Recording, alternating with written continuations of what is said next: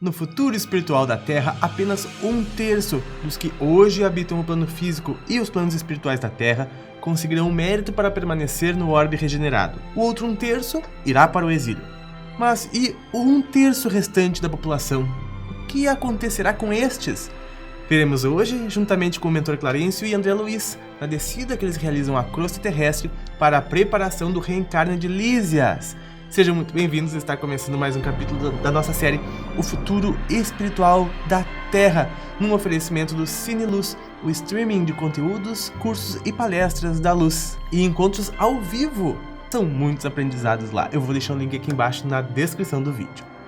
Já pensou em vez de assistir conteúdos pesados, assistir conteúdos luminosos que venham a te enriquecer? É o Cine Luz. E hoje nós vamos ver um laboratório espiritual em casa. Os mentores montam laboratórios espirituais na tua casa, principalmente no caso de um reencarne, porque olha só, instalados no futuro lar de Lísias, nossa equipe montou um laboratório espiritual, né, os mentores, que seria monitorado por outros amigos de nosso lar, que eles vêm lá da colônia, isso se passa lá no Rio de Janeiro, já presentes da casa, né, para atuar em parceria com aquela família nas atividades assumidas do reencarne de Lísias. Ficaremos ali até toda a primeira parte do ajustamento reencarnatório, até que essa parte fosse efetivada. Depois disso, a nossa participação não seria mais necessária. Ali junto aos encarnados, sabe por quê? Porque apesar de André Luiz, né, já ter cooperado pessoalmente várias vezes em trabalhos dessa natureza, e eu acho que ele se refere a quando ele estava encarnado, né, ele era médico. Clarencio, o mentor, né, esclareceu-me que à medida que a ciência médica avança, esta vem realizando cada vez mais intervenções espirituais que antigamente eram de nossa responsabilidade.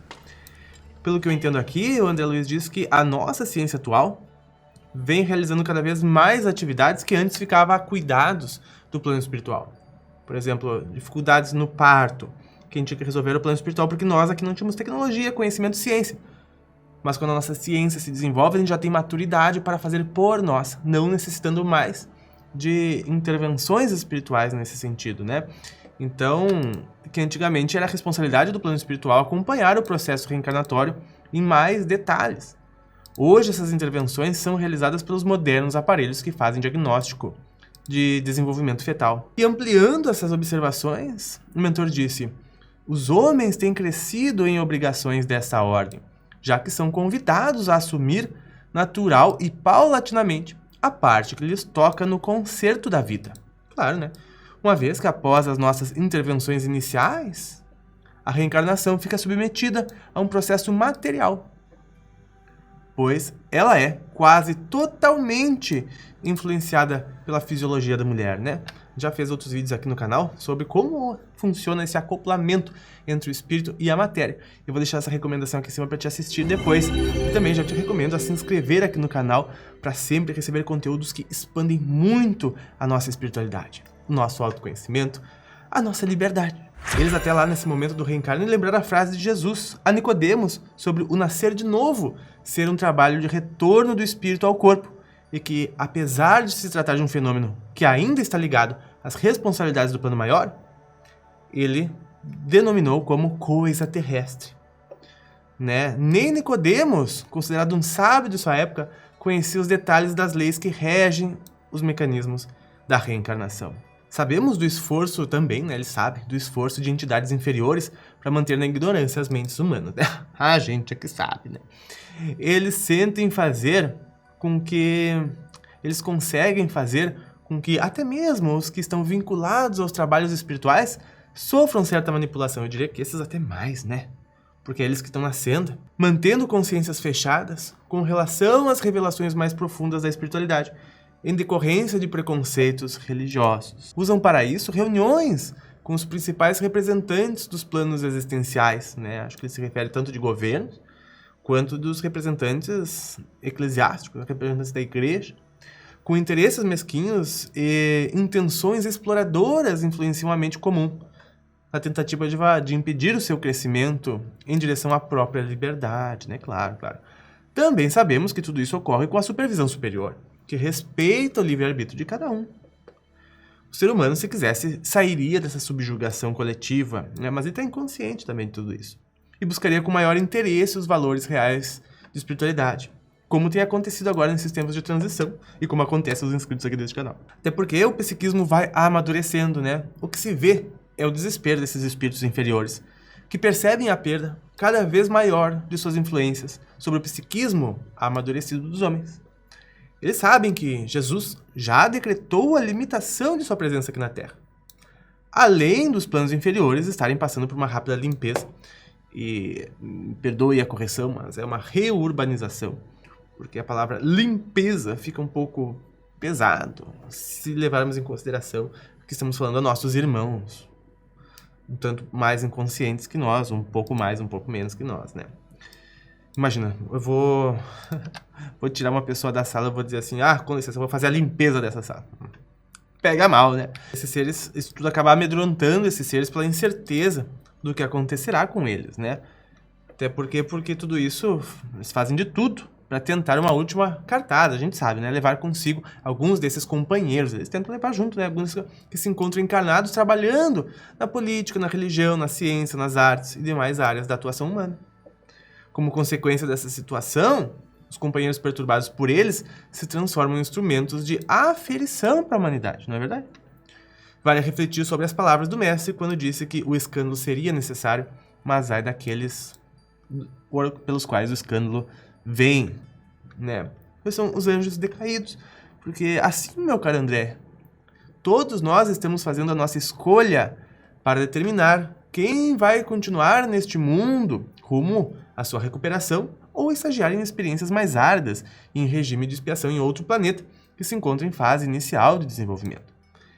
É aí que podemos entender a questão dos anjos decaídos, tão comentados na Bíblia, bem como nos estudos de Allan Kardec, orientados pelos instrutores da codificação, né?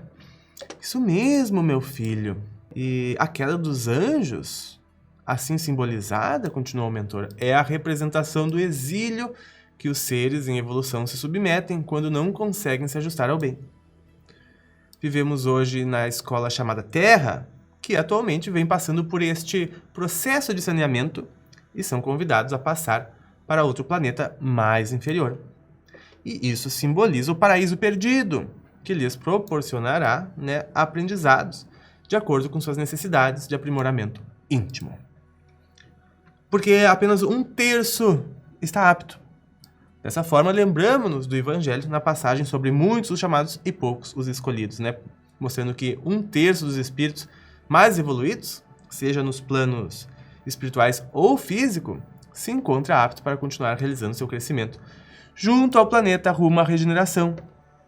Outro terço da população do orbe se encontra nas condições mais primitivas e inferiores, tendo sido deslocado para esse mundo que se afina por sintonia com suas condições íntimas, né? E o outro terço? Existe ainda um outro terço, no qual se encontra a maioria das criaturas, composto por espíritos vinculados ao umbral espiritual, tanto encarnados quanto desencarnados, que têm ainda alguma possibilidade de ficar na Terra e continuar seu trabalho de aperfeiçoamento ou de serem retirados para o choro e ranger de dentes mencionado nos ensinos de Jesus. Se você estiver gostando da leitura deste livro, eu vou deixar o link aqui embaixo para que tu adquira ele para lê-lo completo, que é um dos meus livros favoritos, né? O Futuro Espiritual da Terra, tanto que originou essa série maravilhosa aqui no canal, que eu agradeço a todos que puderem deixar o like.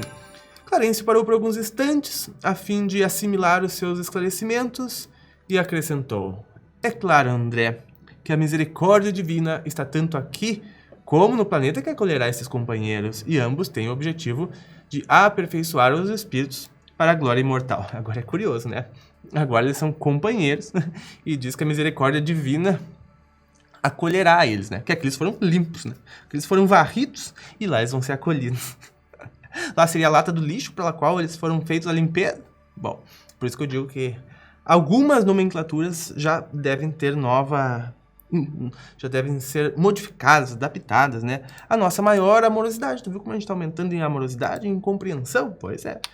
Nisso está a responsabilidade que cabe a cada um de nós quanto ao que desejamos fazer com a própria vida, né? Porque será que tu tá mais pra lá ou mais pra cá deste 1/3 aí? Bom, se tu tá aqui acompanhando esses conteúdos, tenho certeza que tu tá num 1/3 apto pra regeneração. Eu tenho certeza disso. Clarencio calou-se sem querer falar mais naquele assunto, pelo menos por enquanto. Estávamos diante da oportunidade de atuar nas circunstâncias que envolviam a reencarnação do Lísias. Estamos lá, no quarto do casal.